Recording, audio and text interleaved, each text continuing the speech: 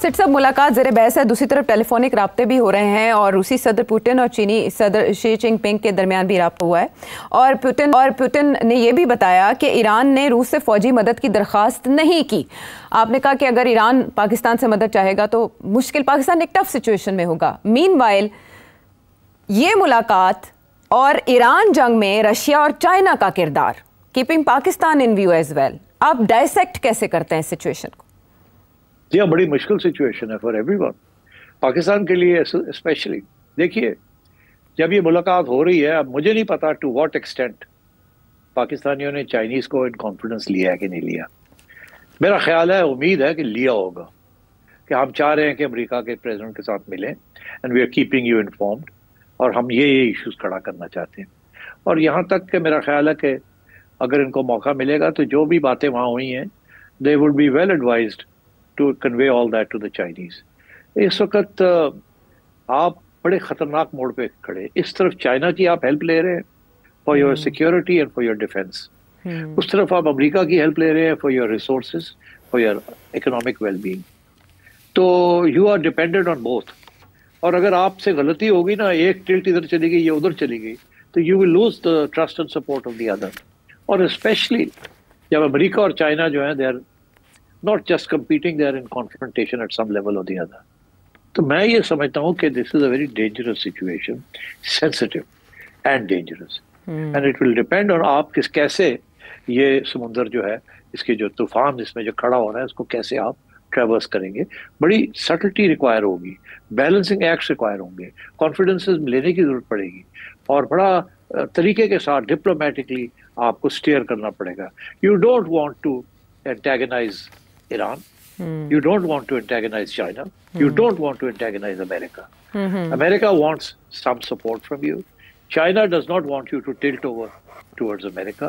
And Iran wants as much support as it can get from you. अभी आपने देखा नहीं, ईरान की पार्लियामेंट के अंदर आपकी तारीफें हो रही थी। जी, शुक्रिया तो पाकिस्तान। आपका क्या ख्याल है? आपका क्या ख्याल है, इजराइल के अंदर उसको कैसे देखा जा रहा था, या अमेरिकन व्हाइट हाउस में उसको कैसे देखा जा रहा था? So, you know, these are all things that you have to be very careful about. So I think keeping the Chinese informed, in confidence, and keeping the Americans a little bit at arm's way without sort of pushing them away will require a lot of dexterity. अच्छा, इतनी complex situation का तो जो मंतकी हल वो यही दिखाई देता है कि किसी तरह से जंगबंदी हो जाए। सिट साहब, तबसरे ये भी आ रहे हैं कि डोनाल्ड ट्रंप पूरा इरादा रखते थे कि वो इसराइल का साथ देंगे और जंग में कूद जाएंगे, लेकिन इस मुलाकात ने थोड़ा डाइवर्ट किया, या उन्हें सोचने पे मजबूर किया, जिसके बाद उन्होंने वॉल स्ट्रीट जर्नल की इस खबर की भी तरदीद कर दी। डू यू थिंक कि ऐसा हुआ होगा, ऐसा कोई मशवरा दिया गया होगा, या ऐसी कोई बात की गई होगी? मीनवाइल जो फ्रांस का, बरतानिया का इस सिलसिले में किरदार है, जर्मनी का इस सिलसिले में किरदार है, आप उसको कैसे देख रहे हैं? किस तरह से बादल डिफ्यूज हो सकते हैं सिचुएशन के कि जंगबंदी की तरफ बात जाए? एक दो दिन में आप समझते हैं कि कोई फैसला कौन पेशरफ्त होगी? देखिए, ईरान का कहना है कि अगर वो मीटिंग हो जाती ट्रंप के साथ तो शायद वो अग्री कर जाते हैं ना फॉर्मूला दैट सेटिस्फाइड बोथ। मगर वो मीटिंग नहीं हुई। उसके बाद इजराइल ने सबटाज कर दिया उसको एक दिन पहले। हाँ, और डोनाल्ड ट्रंप को पता था, उससे सपोर्ट किया। अभी भी सिचुएशन उसी किस्म की है। डोनाल्ड ट्रंप सपोर्ट कर रहा है इजराइल को, पुश कर रहा है राइट टिल द एंड कि हम आ रहे हैं, फिर भी नहीं, अभी आया नहीं, मगर कह रहा है हम आ रहे हैं। उधर से कह रहा है यूरोपियंस को, और मेरा ख्याल है पाकिस्तान को भी कहा होगा कि आप उनको समझाएं, टाइम अभी भी थोड़ा सा रह गया है कि जो हम कहते हैं वो कंसीड कर दें, नहीं तो फिर we will go for war. और इसीलिए यूरोपियंस भी डेस्परेट हो गए, वो भी नहीं चाहते, नोबडी वांट्स वॉर। ट्रंप की अपनी कंस्टिट्यूंसी जो है, मेक अमेरिका ग्रेट अगेन वाली, वो भी नहीं चाहती वॉर हो। ट्रंप खुद नहीं चाहता, मगर at the same time Trump जो है वो चाहता है जो कुछ भी हो वो ऐसे लगे कि ट्रंप की कामयाबी है, ट्रंप की सक्सेस है, नॉट इजराइल सक्सेस और ईरानियन सक्सेस। तो इस कश्मकश में डिप्लोमेसी भी एक तरफ चल रही है, वॉर भी चल रहा है, और फर्दर अमेरिकन इंटरवेंशन की भी बात हो रही है। वो लेके आ रहा है राइट टू द ब्रेक। अब ये जो सारे जहाज भेज दिए हैं और ऑयल टैंकर्स भेज दिए, जाहिर है कि अगर ये ना भेजता तो शायद इतनी बड़ी थ्रेट ना होती। वो भेज दिए उसने, they are on standby. किसी वक्त वो बटन दबाएगा और the B2s and the bunker busters या उससे पहले एक और राउंड इजराइली से करवा दे, to put more pressure on Iran and so on. रहबर आला को टारगेट कर सकते हैं प्रेशर बढ़ाने के लिए सेठी साहब?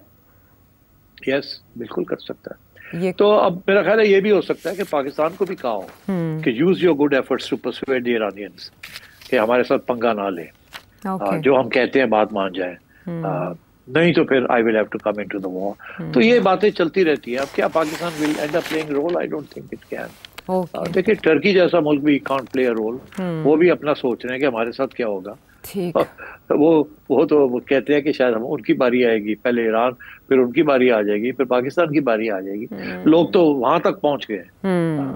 अगर अभी ईरान के अंदर क्या होने जा रहा है, that's a very major development. अगर वो ये रिजीम चेंज से काम नहीं सेटल करते तो then my sense is that this war will continue and you will see American assistance to various opposition groups and also to secessionists, because secession के तो कुर्द भी हैं, बलोच भी हैं, और लेफ्टिस्ट भी हैं, और छोटे मोटे एनक्लेव्स के अंदर भी आज़ादी की तंजीमें हैं वहाँ। तो अगर ईरान को उन्होंने फैसला ये किया कि रजीम चेंज भी करनी है और फिर पार्टीशन भी करना है ताकि ये खत्म ही हो जाए इतना बड़ा ईरान का जो इशू है और इसको घेर लिया जाए विद अदर स्टेट्स, तो उससे तो आपको बलोचिस्तान भी है, ईरानियन बलोचिस्तान, सिस्तान वाली बात भी है, फिर कुर्दों का इशू है, और टर्की पागल हो जाएगा, इधर पाकिस्तान पागल हो जाएगा। मतलब है कि you know these are all threats that are facing Iran, and अगर ईरान स्प्लिंटर होता है तो फिर ये Turkey and Pakistan can not remain unaffected. और फिर ये कि अगर यहाँ आके रजा पहलवी जैसा बंदा एक अमेरिकन रिजीम यहाँ आ जाती है तो then I am afraid things can get very rough for the neighbourhood.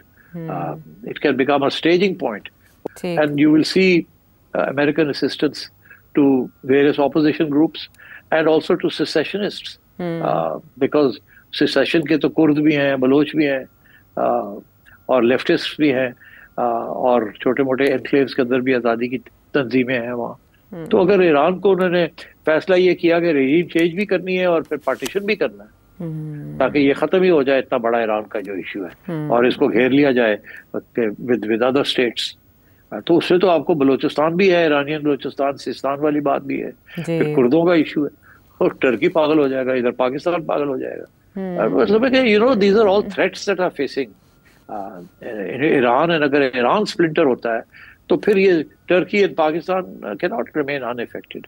और फिर ये कि अगर यहाँ आके रजा पहलवी जैसा बंदा एक अमेरिकन रिजीम यहाँ आ जाती है तो then I am afraid things can get very rough for the neighbourhood. It can become a staging point for many things, जैसे शाह ईरान के ज़माने में था। जी ठीक है, वो आपने समोदी आखिरी कमेंट में सिचुएशन को आलमी सतह पर जो खलबली मची है उसके तनाजुर में president of the United states और फील्ड मार्शल के दरमियान होने वाली मुलाकात के मुहर्रकात और मुज़मरात क्या हैं, ये तबसरा आपने जाना। सेठी साहब का कोई सवाल आपके जहन में हो? आने वाले शोज़ में इसके और डायमेंशंस पर भी होती रहेगी बात। अगले प्रोग्राम में